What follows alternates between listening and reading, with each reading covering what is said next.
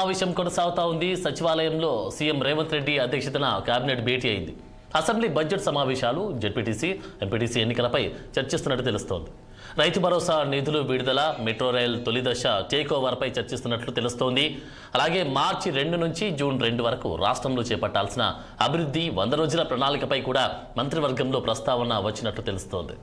రైట్కి ఇదే అంశానికి సంబంధించి తాజా అప్డేట్స్ మా స్పెషల్ కరెస్పాండెంట్ కృష్ణహరి తాజా అప్డేట్స్ అందిస్తారు.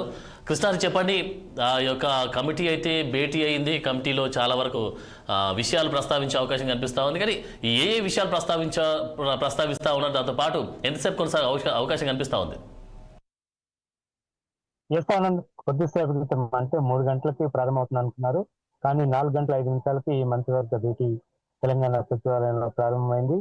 ఈ మంత్రివర్గ భేటీకి తుమ్మల నాగేశ్వరరావు హాజరు కాలేదు. ఆయన ఈరోజు ఉదయం ముఖ్యమంత్రి నివాసంలో ఆయన కలిసి హెల్త్ ఇష్యూస్ ఉన్నాయి, మంత్రివర్గ సమావేశానికి రాలేనని చెప్పారు. ఒకవేళ రెస్ట్ తీసుకున్న తర్వాత హెల్త్ సహకరిస్తే వస్తానని చెప్పిన సందర్భం చివరికి ఆయన రాకుండానే మంత్రివర్గ సమావేశం కొనసాగుతున్న పరిస్థితి కనిపిస్తుంది. మిగతా క్యాబినెట్ మొత్తం కూడా ఈ భేటీలో పాల్గొన్న సందర్భం కనిపిస్తుంది. ఇంకా ముఖ్యమైన నిర్ణయాలు కూడా ఈ భేటీలో తీసుకునే అవకాశాలు కనిపిస్తున్నాయి. ప్రధానంగా మార్చి 2వ తారీఖు నుంచి బడ్జెట్ సమావేశాలు నిర్వహించాలి, ఏ శాఖలకు ఏ కేటాయింపులు ఉండాలి, ప్రాధాన్యత శాఖలు ఏంటి అనే కోణంలో కూడా చర్చ జరుగుతున్న పరిస్థితి కనిపిస్తోంది. ఇక ఆ తర్వాత ప్రభుత్వానికి సంబంధించిన కొన్ని కీలక నిర్ణయాలు కూడా తీసుకునే అవకాశం ఉంది. ఇటీవల ఢిల్లీలో అధిష్టానం సూచించిన మేరకు నామినేటెడ్ పోస్టుల భర్తీ ఏ విధంగా ఉండాలి, ఎవరెవరిని ఎంపిక చేయాలి, అసలు నామినేటెడ్ పోస్టులు ఎంతవరకు భర్తీ చేయాల్సి ఉన్నాయి, ఎన్ని ఖాళీలు ఉన్నాయి, ఈ కోణంలో కూడా మంత్రివర్గంలో చర్చ జరుగుతున్నట్టు తెలుస్తోంది. అంతేకాకుండా మూసీ నది ప్రక్షాళన, బాధితులు పునరావాసం, నష్టపరిహారం, ఈ అంశం పట్ల కూడా చర్చ జరుగుతున్న పరిస్థితి కనిపిస్తోంది. ఇక ప్రతిపక్షాల విమర్శలకు ధీటుగా కూడా డాక్యుమెంట్ ఎవిడెన్స్ తో ముందుకు రావాలి అనే కోణంలో ముఖ్యమంత్రి అధ్యక్షతన ఈ భేటీలో కీలక చర్చ జరుగుతున్న పరిస్థితి కనిపిస్తుంది. మరొక కీలక అంశం గాంధీ సరోవర్ స్కీమ్ పేరిట ఏదైతే ఒక వినూత్న కార్యక్రమాన్ని తీసుకున్నారో అందుకు సంబంధించిన కార్యక్రమం కూడా 5,000 కోట్లతో ఈ ప్రాజెక్టుని ముందుకు తీసుకొచ్చారు.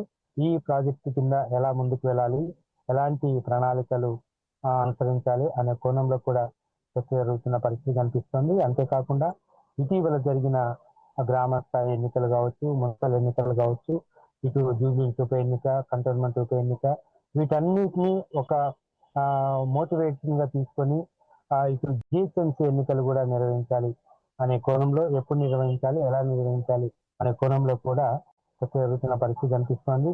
మనం చూసాం జిహెచ్ఎంసీని 3 విభాగాలుగా విభజించారు, సైబరాబాద్, మల్కాజ్గిరి, జిహెచ్ఎంసీ.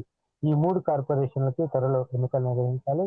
దాంతో పాటుగా ఎంపీటీసీ, జెడ్పీటీసీ ఎన్నికలు కూడా నిర్వహించాలి అనే కోణంలో కూడా చర్చ జరుగుతుంది. అసలు ఎంపీటీసీ, జెడ్పీటీసీ ఎన్నికలు నిర్వహించాలా లేకపోతే వాటిని రద్దు చేయాలా ఆ ఎన్నికలు అనే కోణంలో కూడా ఒక కీలక నిర్ణయం ఈ రోజు కేబినెట్ తీసుకునే అవకాశం ఉంది. కొద్దిసేపట్లో అందుకు సంబంధించిన సమాచారం కూడా బయటకు వచ్చే అవకాశాలు కనిపిస్తున్నాయి. సో వీటన్నిటిని కాకుండా ప్రధానంగా బడ్జెట్ లో ఏ శాఖలకు ఎలాంటి కేటాయింపులు ఉండాలి, అంతేకాకుండా అతి ముఖ్యమైనది రైతు భరోసా నిధులను ఈ 2-3 రోజుల్లో విడుదల చేసేందుకు కూడా ప్రభుత్వం సన్నాహాలు చేస్తోంది. గతంలో చూసాం మనం ఈ విధంగా రైతు భరోసాని ఖాతాలో జమ చేసింది. ఈసారి కూడా అదే విధంగా రైతు భరోసాని విడుదల చేసేందుకు, రైతుల ఖాతాలో జమ చేసేందుకు కూడా కసరత్తు చేస్తున్న పరిస్థితి కనిపిస్తుంది. ఓవరాల్ గా ఈ మంత్రివర్గ సమావేశం 2 నుంచి 3 గంటల వరకు కొనసాగే అవకాశం ఉంది. దాదాపు గంట సేపు సమయం దాటుతోంది. మంత్రివర్గ సమావేశం భేటీ అయి మరొక గంటన్నర కొనసాగే అవకాశం కనిపిస్తుంది. మొత్తానికి ప్రభుత్వానికి సంబంధించి, ప్రజా సంక్షేమానికి సంబంధించి కీలక నిర్ణయాలు తీసుకుంటారు. అట్లాగే మార్చి 2 నుంచి కూడా 100 రోజుల సంక్షేమ పథకాలకి ఒక తీరుతెన్నుల గురించి కూడా ఒక టార్గెట్ కూడా పెట్టుకున్నట్టు తెలుస్తుంది ప్రభుత్వం. అందుకు సంబంధించి కూడా చర్చ జరుగుతున్న పరిస్థితి కనిపిస్తుంది. మొత్తానికి ఓవరాల్ గా చూస్తే కనుక మంత్రివర్గం. Right, thank you Krishnahari.